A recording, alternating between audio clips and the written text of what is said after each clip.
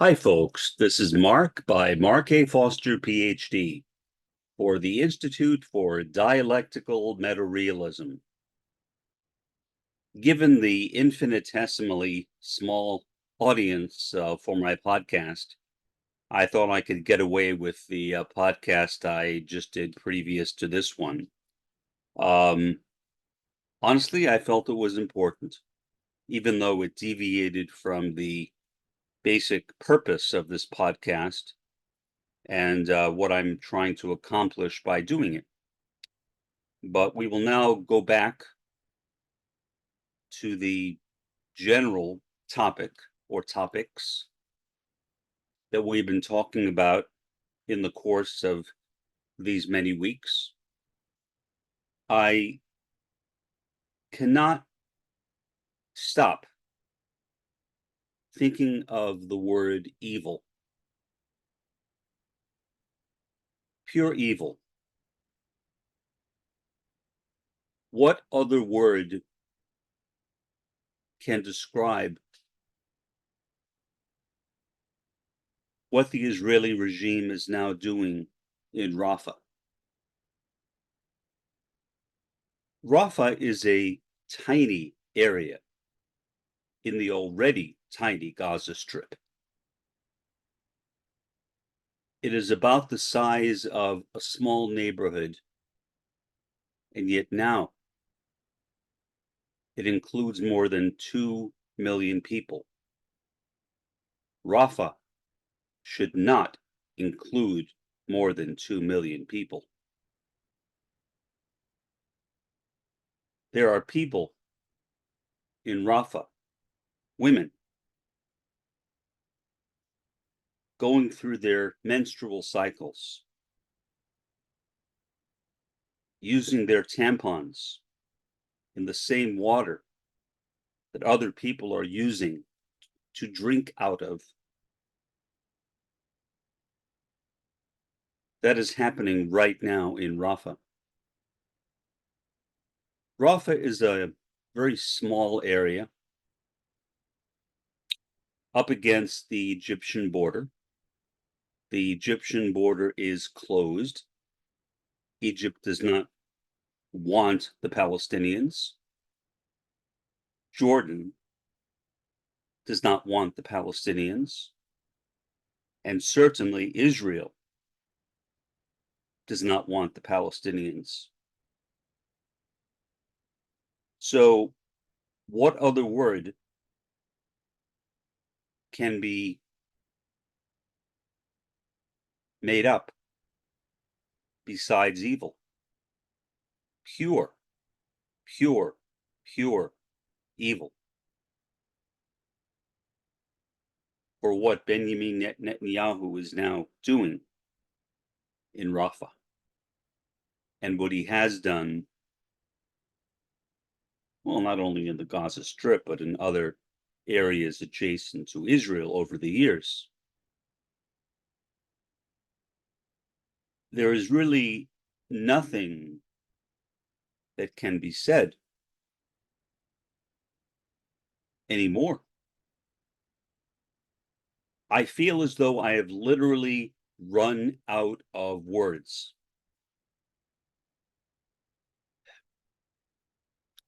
Any words I can use, I have already used many times before. Using them again would not only be redundant, it would be unnecessary. I mean, Joe Biden, who is increasingly becoming more senile, his dementia seems to be getting worse on a regular basis, maybe a daily basis. Supposedly,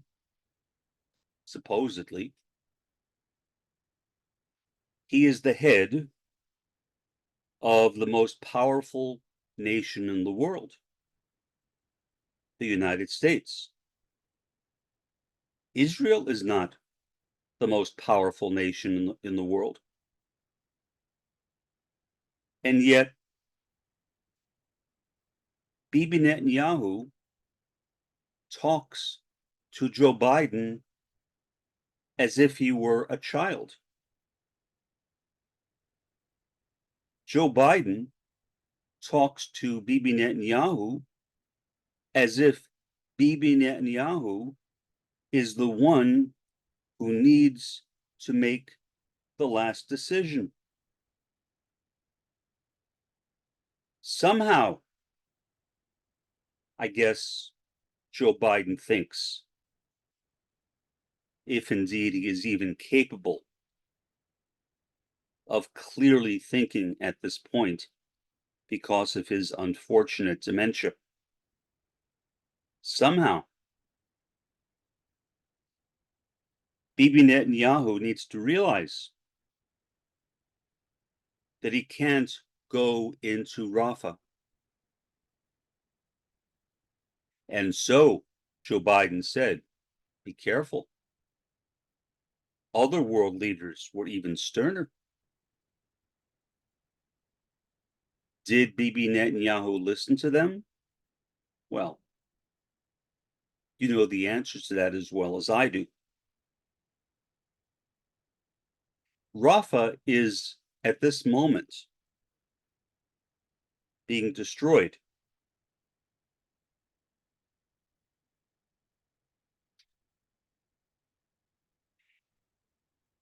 There is no place else to go. There's no place else in Gaza to go.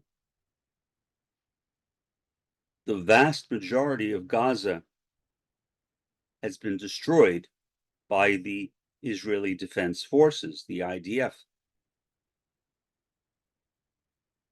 Whenever the Israeli regime has advised Gazans to relocate into a certain part of Gaza,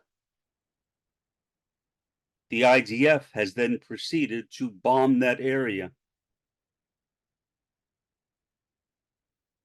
I mean, Israel is literally committing one war crime after another.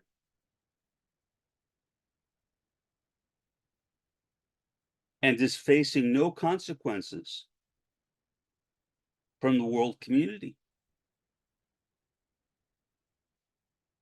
Even if the disgusting government of the United States were not there to veto practically every condemnation of Israel in the UN Security Council. The UN Security Council has no power. It can't enforce anything. It can't prevent Israel from engaging in war crimes. It has no power to do that. Not only that, but the majority of Israeli citizens supposedly members of my genealogical family, supposedly. Well, they are. But I disown them. That I have the power to do. But that is all that I have the power to do. I can say that I disown them, which I do. For keeping Benjamin Netanyahu in power. I do not know really anything about Israeli law. I am not a legal scholar. I am a sociologist.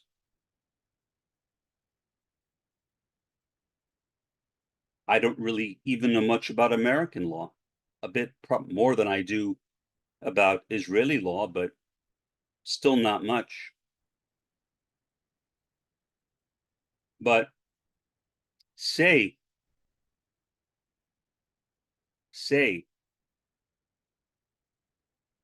the Israeli legislature, whatever it can do, condemned Bibi Netanyahu. Would Bibi Netanyahu even listen? I mean, President Joe Biden put forward an expenditure package to Congress for the war in Gaza, money given to the Zionist entity. Congress, for not entirely altruistic reasons either, turned it down.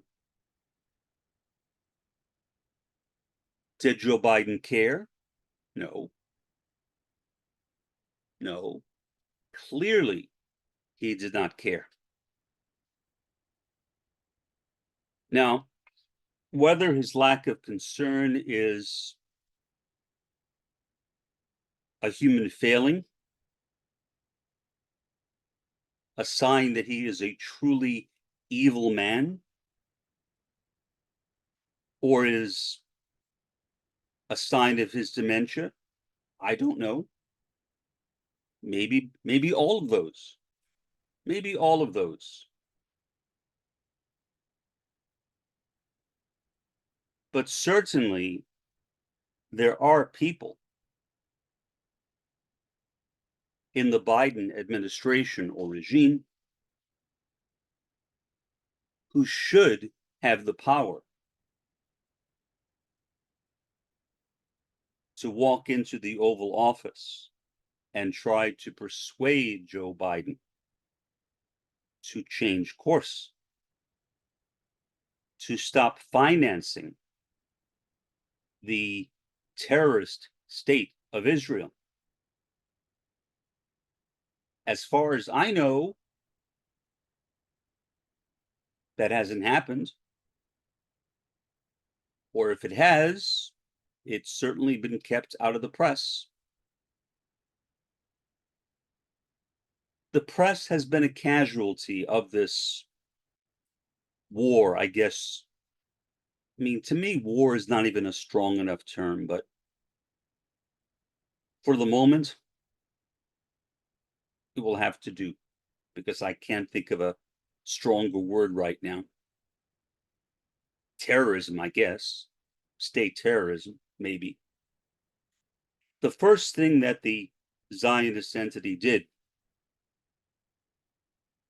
when it began the state terrorism in Gaza was to kill Gazan journalists and their families. Why? Because they did not want proper reporting on what they were doing. There is really no information available to the public on what those monsters called the IDF are right now doing in Rafah. Any knowledge we have is really rumor at best. We cannot confirm anything really, because who is there to confirm it? Israel? The least trustworthy regime in the world, possibly with the exception of the US, possibly. So there is nobody that can verify anything, either in Gaza or outside of Gaza, either in Rafah or outside of Rafah. I keep on hearing of how Benjamin Netanyahu plans to continue this war for a long time. I don't understand how wars are fought. I have never been in the military. My knowledge of being a soldier or a Marine or an airman or a sailor is basically nil. But my question is, if the population, the remaining population of Gaza, has been squeezed into a neighborhood, and no, not the kind of neighborhood that Marshall McLuhan talked about when he said that the world had become a neighborhood. Here, the neighborhood is the world. To Gazans, that is their world. They have no other world. So where would they go? If the war is fought, who would it be fought against? If everyone in Rafah is killed, what is the point of continuing it? Why continue to kill people when there are no more people? There are obviously many people who know a lot more about this subject than I do. And they say that no matter what Israel does, that Hamas will remain. And all I can do is assume, without any evidence really, that they know what they are talking about. But I guess I don't understand it. I really cannot comprehend it.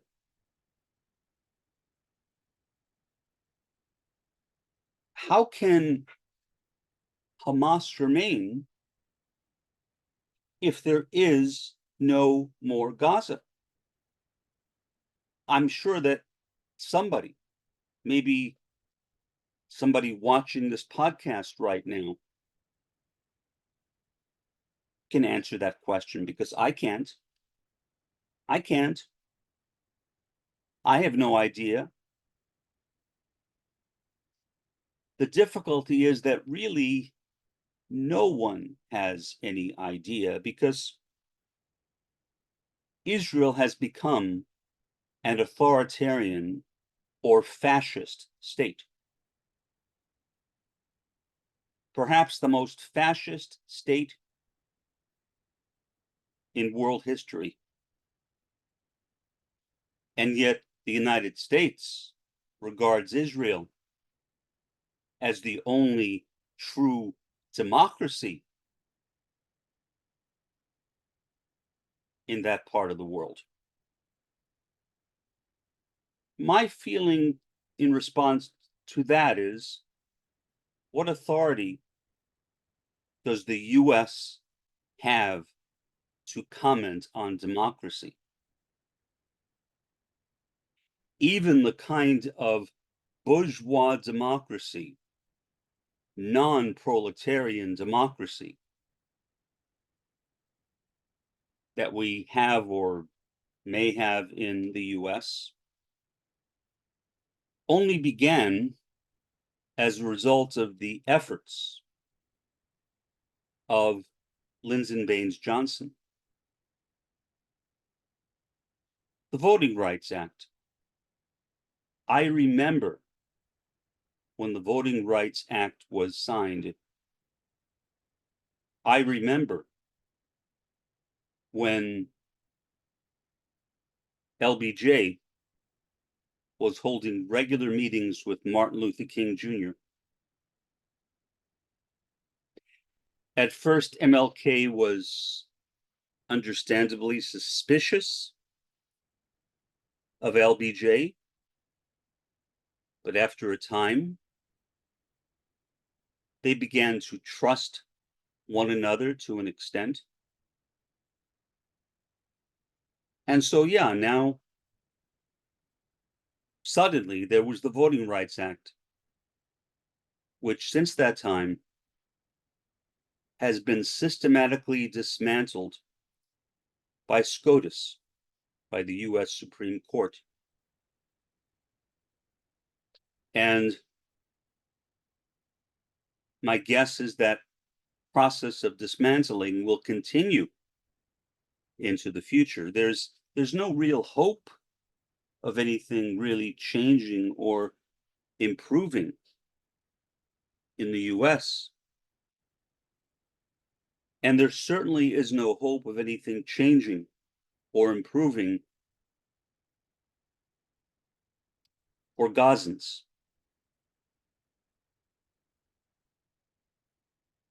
I don't know if there is such a thing as karma.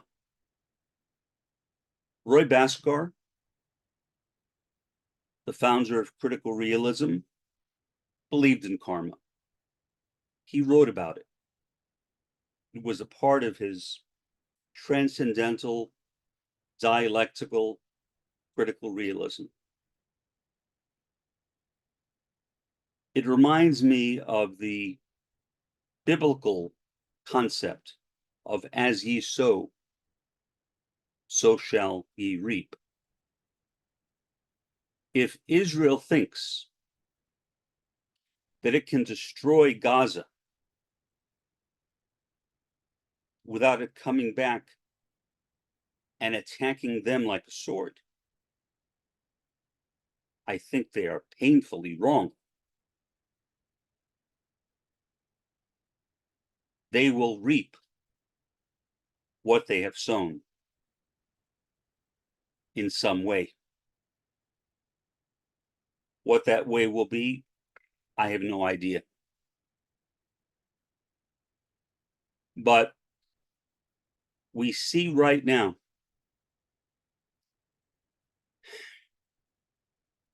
the reason why the first world, the center of global imperialism, the major contradiction of capitalism, needs to fall. What that falling means, I have no idea. But I assume that if it happens, the opportunity, not the promise, there are no promises when it comes to world events. That's a pipe dream. But the opportunity for building socialism and communism will be given to the third world. Whether they take it is a mystery. Whether Gaza will even be around in some form to be a part of that third world in the future is also a mystery. I am personally doubtful. Hopeful, but doubtful.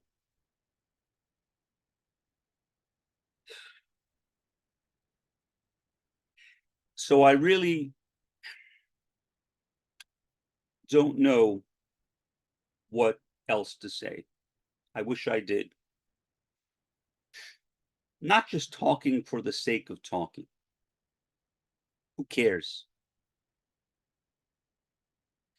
I wish I had the solution.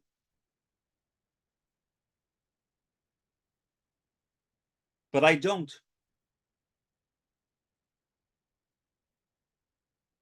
There are people with a lot more power than me who have also said that they have no solutions.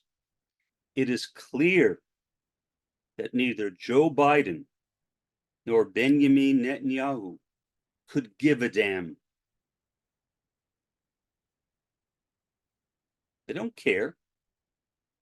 They don't care that an entire population has been and is being exterminated right now.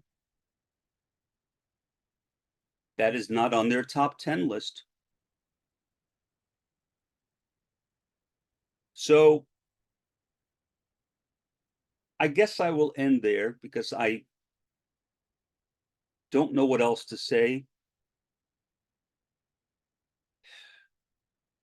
As you know, I speak extemporaneously for the most part.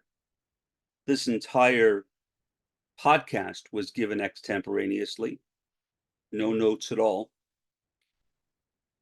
I often find that notes are a handicap. It's easier for me to speak off the top of my head. Easier, genuinely easier. It feels more honest and sincere that I am saying what I genuinely believe, not reading a script. The world does not need any more scripts. The world does not need any more dead promises. Or as I was going to say, damn promises. The world needs action. Not reaction, but action. Proactive behavior, which will lead to the end of imperialism, whether by Israel, by the US, or by any other entity in the world. Do I hope that will happen? Do I even need to answer that question? Yeah. Yeah. But my hope is not a solution. As best I can tell right now, there are no solutions. When I think about the dream that I talked about before and what that dream was foretelling, perhaps, as I said, I, like Roy Bhaskar, have a mystical inclination. I don't get that from him. I've had it since I was a child. But it is, I think, one of the major reasons I have an affinity with him. So what I think is that the type of hellscape that I saw in those two dreams that I discussed in the previous podcast, well, it might refer to a power grid destruction or something else, or both of them combined together, or many more things combined with those things. I don't know.